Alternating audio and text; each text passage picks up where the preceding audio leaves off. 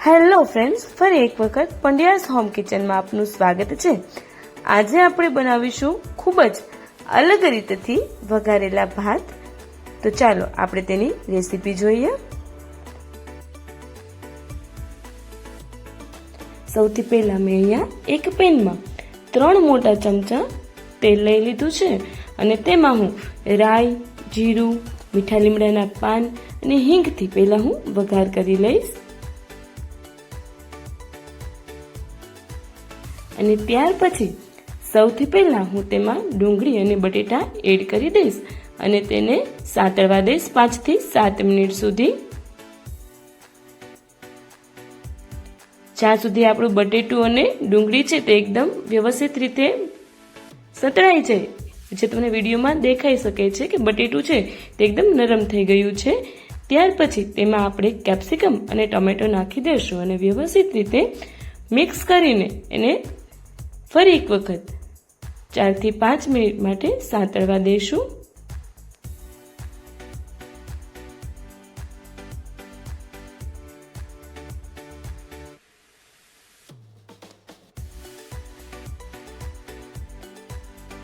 ત્યાર પછી સતળાઈ ગયા બાદ આપણે તેમાં થોડી એવી કોબી એડ કરી દઈશું।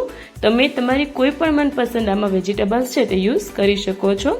આમાં હું કલર લાવવા માટે કાશ્મીરી ચટણી યુઝ કરું છું અને થોડું એવું મીઠું પણ એડ કરી દઉં છું અને વ્યવસ્થિત રીતે તેને મિક્સ કરી લઈશ। વ્યવસ્થિત મિક્સ કર્યા બાદ હવે આપણે આની અંદર થોડું એવું ધાણા જીરું પાવડર છે તે પણ હું એડ કરી દઈશ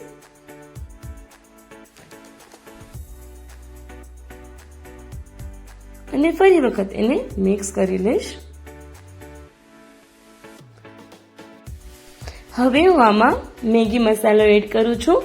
તમે તમારી પાસે રહેલો કોઈ પણ મસાલો એડ કરી શકો છો, લાઈક ગરમ મસાલો, કિચન કિંગ મસાલો, અને વ્યવસ્થિત રીતે હું એને મિક્સ કરીશ, 2 મિનિટ સાતળવા દઈશ અને ત્યાર પછી આમાં આપણે છાશ એડ કરીશું।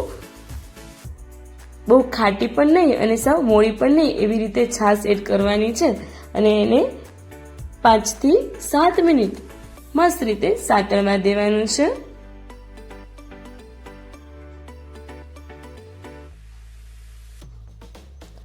ફરી વખત થોડી એવી છાશ એડ કરીને હવે હું માથે એક પ્લેટ રાખી દઈશ અને અંદર જ બધા વેજીટેબલ્સ છે આપણા તેને મસ્ત રીતે સાતળવા દઈશ, જેથી છાશની અંદર આપણા બધા જ વેજીટેબલ્સ છે તે મસ્ત રીતે ચડી જશે।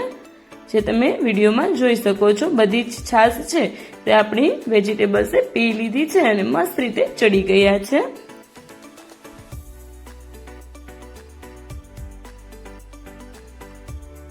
હવે આપણે તેની અંદર આપણા જે ભાત છે બાફેલા તે એડ કરી દઈશું અને થોડી એવી કોથમીર એડ કરી દઈશું અને ફરી એક વખત મિક્સ કરી લઈશ।